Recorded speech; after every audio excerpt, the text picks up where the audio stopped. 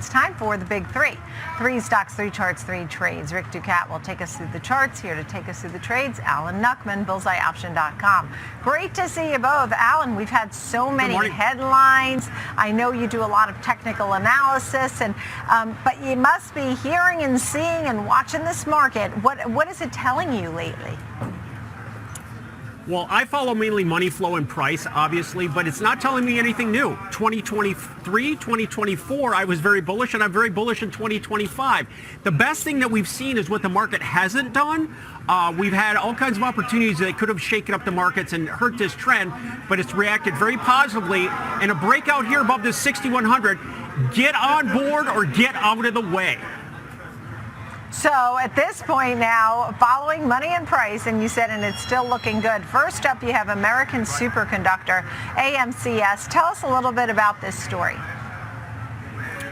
Well, looking at American Superconductor, it's come back to its breakout. Now, the bigger story is Intel. Now, Intel is up another 10% today. This is a stock that I think is going to benefit from the regime that we're in right now, and this idea of, onshoring. So American Superconductor had been trading here between 25 and 30, broke up, went to 35, came back to this breakout at 30. So that's really important, giving us a second chance. A breakout of this overall range from 25 to 35 targets 45. So there's a lot of upside in this stock. We're about 31 right now. So I'm looking at a June option, a June 25 call. Again, that super support point. I'm seeing my money flow. That's my indicator that I follow. I am seeing the leverage long accumulation. What that means very simply is options. Over my shoulder here.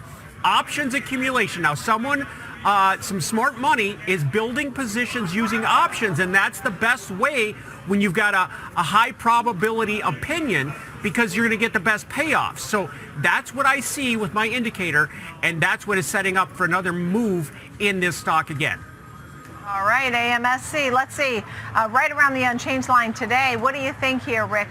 Yeah, not unchanged. Recently, though, we've had some big moves here. So we can see that if we go back a little bit further, there's one key area on the chart that I want to call attention to first, which is this area right here near 2480 that was around where we repeatedly topped out during a horizontal consolidation. And there was one notable outlier, but price quickly retreated back within that boundary. Then we had our big push to the upside, double top near 38. That second peak gives us this shorter term white trend line to consider sloping downward here, but we also have an accompanying upward sloping trend line here in white. So more of a triangular shape in which price is compressing here. Now, though, look at the more recent activity. We had a big push to the upside on earnings on extremely heavy volume. RSI crossed above the 50 midline. Price crossed above another more recent smaller double top here near 3012. Now we had our breakout. Now we have retreated and bottomed out near those old highs. A very common situation. The old resistance has potentially become new support here. I'm not saying that's going to happen, just this is the kind of setup that many people try to look for here. So 34, right about there would be Allen's break even. That's about our best close that we had recently after earnings. So that trade would be looking for a move above that level here. Now, if we were to look at standard deviation channels and volume profile, we can see that the +1 channel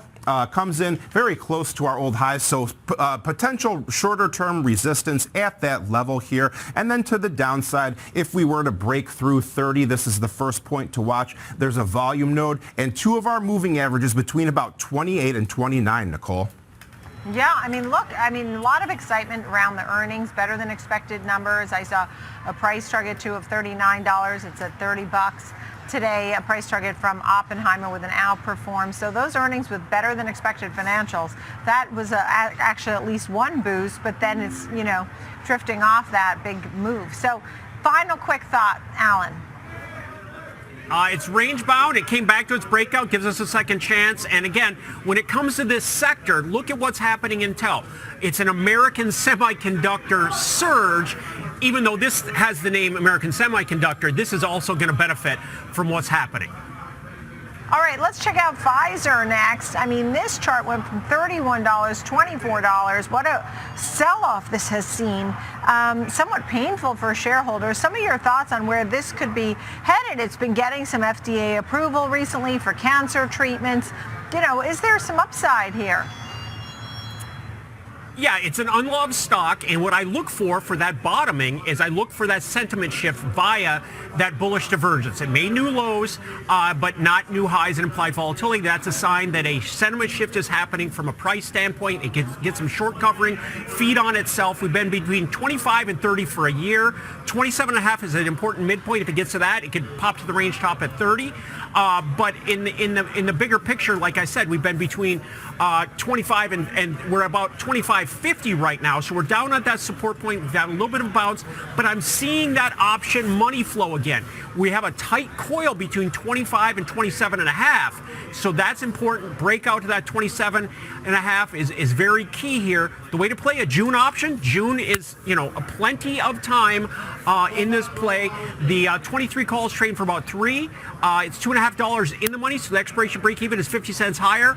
And I love the money flow into this stock. Once again, that smart money accumulating long positions in options. Okay. What do you think here? When you look at the technicals and do some analysis, Rick, your thoughts? Yeah, so when we look at Pfizer, we can see one that has had a bit of a fall from grace, to be sure, because we had these highs near 31.54. From there, a notable decline. You could draw a line of best fit, kind of cutting through this price activity here and here. Mostly pretty consistent. We did have a bit of a push to the upside there, a little bit of a false breakout, but for the most part, we've stayed pretty closely to this trend line. We also could draw a trend line here in blue, starting at those lows, just near 24.48. However, our blue upward sloping trend line has been overwhelmed by the bears here. We have fallen below it here. We did not touch this green line here, 25.06 quite yet. That was our recent low point here. So perhaps that could be a brighter spot here. But momentum is struggling. We are below the 50 midline. We are below our red trend line here.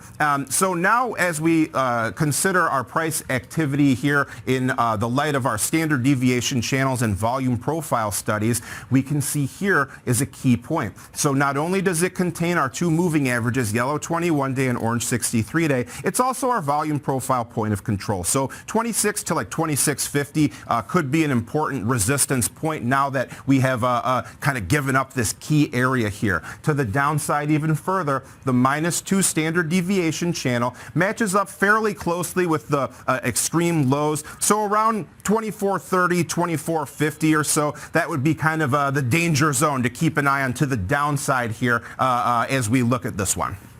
Yeah, you watch the danger zone. You got to watch that, right, Alan? Well, we have limited risk options. Limited risk options. We're paying $3 for an option, and if the stock gets to 29, the option gains 100%. Just a modest move produces big gains, and you know what the key levels are to keep an eye on, but you've got an option to ride through the ups and downs and sleep well. I call these lifestyle options. I don't have to do anything. I know what my maximum risk is, and I know where I'm looking to get out if it moves for me, and we're going to see how it develops over the next 4 months based upon what I see in money flow. All right, next up, Barrick Gold. It's been gaining after its earnings. Also, it did initiated with a buyback, $1 billion buyback program. 1 year, a great performer, up 18%, though of late off the highs. Let's see what, Alan, first, your thoughts on Barrick Gold today.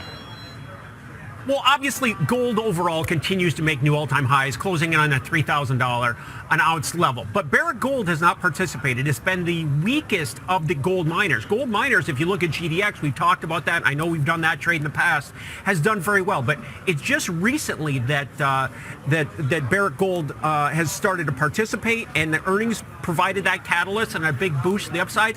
But what we're seeing here is this money flow. It's money flow here just recently. People are starting to pay attention in this stock that's undervalued. The PE is 14. And you've got to remember that GDX, the ETF that tracks the gold miners as a basket, is still 30 or 40% off its all-time high. So there's a lot of upside in the miners that have the gold, and there's a gap at 19. So if we can fill that gap, then we're going to see a pop up to that 21 range top. We've been in this range. I'm looking at the $16 call. The $16 call is trading for about 275. Barrick Gold's at what here, 18.25 or so. So it's $2.25 in the money. Again, expiration break even's 50 cents. And if we get to 21, that option's worth, 4 or so. So, I'm sorry, 5. So that option doubles in value. So it's about math. It's about probability. It's about following the money. And that's what I do. All right, and the high was 21.35 last fall, and it has had an incredible run and has had some great momentum over the last month, up about 17% in 1 month. And let's have Rick take a look at the technicals. Yeah, I think I had my eye on some similar levels to Alan here. So the gap that we were discussing around here, 1875, 1877, that lines up pretty closely with that break even on the trade. 21 would be roughly up here near those highs. We topped out at 21.35. So those are some of the notable price levels we were just discussing there. Now, more recently, we've seen acceleration of trend to the upside. If you notice our moving averages, you can see that the short 21-day EMA in yellow is accelerating. It's closing the distance between its slower moving peers there. It's about to cross over the orange 63-day EMA. As a trading signal and as an entry signal, not super good, maybe doesn't work that well, but it's an easy visual way to see that the trend is starting to improve here. Now we can see as well that RSI has crossed into that overbought area, over 70, so typically regarded as a sign of strength as price is hanging on to its close above the purple 250 two-day EMA, as well as this series of old highs near 1775. So for right now, it's looking like the bulls are in control in this name for now, and the point of control, our area of heaviest trading, coincides roughly with kind of our moving average. So between 1675 to like maybe 1750, there's a lot going on in that area right there. So this could be a supportive area to consider to the downside. Now we find ourselves at our yearly linear regression line, our line of best fit, our idea of fair value. We're pretty much right on the money there. If we do manage to fill our gap, the +1 channel, pretty close to this volume node here, that would be right around 20 or so. Okay, thank you, Rick Ducat. Great charts. Alan Nuckman, final thoughts? Well, 30 is where Barrick Gold was just back in 2021. So again, it's all about risk reward, and you've got to love, obviously, the bull trend in gold. It could have some profit taking at any time, but this is a stock that has a lot of catch up to do with a limited risk play. All right. Nice to see you both. Alan Nuckman there at the SIBO and Rick Ducat on the charts. Thank you for the big three today.